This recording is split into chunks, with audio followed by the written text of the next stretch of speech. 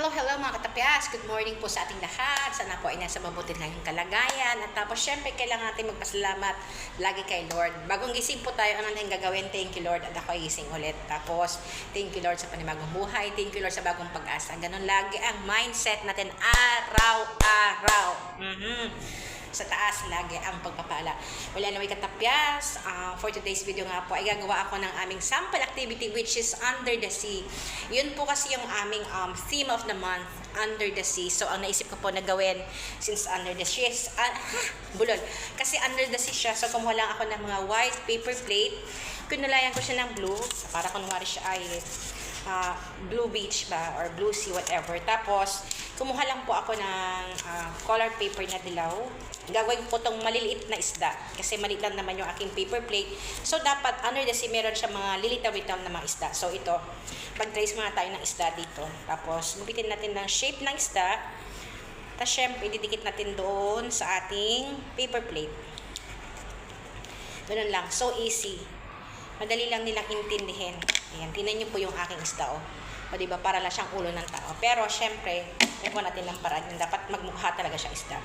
Normally kasi, madalas pag nagtitrace ako, hindi naman talaga siya talagang kagaya niyan. Parang ulo lang yun ng tao, diba? Well, meron tayong technique. Parang susundan ko lang ng konti yun. Pero syempre, yung shape pa rin niya, para siyang shape na isda. Ganun ba? Bahala na yun. And so, ganito po ang kanya magiging itsura.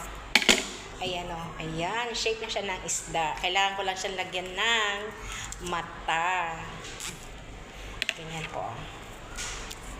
Ayan, shape. Di ba isda na siya? Sa aking pananaw. And then, so kailangan ko rin po na green na colored paper para magiging seaweeds po niya. Gagawa rin po ako ng mga seaweeds. Ayan. Para mas lala siyang cute tignan. Madali lang naman talagang gumawa ng mga daily activity ng mga bata. Lalo pag gamay mo naman na yung ginagawa mo. At saka parang tingin ka lang sa marami na kasing apps sa Google. Pwede kang mag-search ng pwede mong gawin. I mean yung kailangan yung madali lang nilang sundan. Kasi syempre pag mahirap din naman, hindi din sila magiging masaya. I mean, pag mahirap kasi yung ginagawa ko, minsan nagkakaroon ng confusion, yung bata.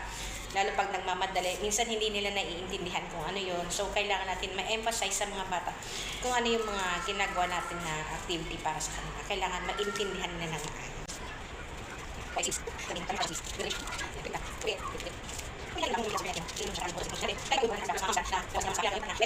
yung mga simple things pa sa isip natin. Pero yun po ay sa ating mga adults, syempre simple things lang yun kung tutuusin. Pero sa kanilang mga bata, milestone na po yung mga natututunan nila sa atin. And so, ito po yung aking kulay green, tapos ito yung aking gagamitin. Ididikit ko na siya. Ito pong ginagawa ko na sample activity. Ito po ay pinafile ng aking teacher, tapos nilalagay niya sa kanyang lesson plan. Yun po yung aming sinasubmit niya. Lahat ng mga ginagawa ko na mga pang-file niya, sinasubmit niya yun sa aming opisina para pag sakali na check ng aming manager or ng principal. Ayan, so, yan po yung aking seaweeds. So, that's it. Ayan, so, lalagyan ko lang siya ng kanyang mata. O yung kanyang itsura. Ayan o, under the sea. Yung kanyang seaweeds and tapos may fish. Napakadali lang, di ba? Under the sea na agad. So, ayan mga katapyas. Thank you so much for watching. Sana po ay may natutunan kayo kahit konti. And sa lahat po ng mga nanonood pa for this time na nakaabot kayo sa part ng aking video, sana po ay mag-subscribe kayo, to follow and share. Lagi po makipag-engage para lumaki ang ating mga bakay. And most of all, kahit na hindi po kayo mag-follow sa akin, basta mag-follow kayo kay God. Diba? Ganun yan. Wala na katapyas. Thank you so much for watching my video. Have a good day, everyone.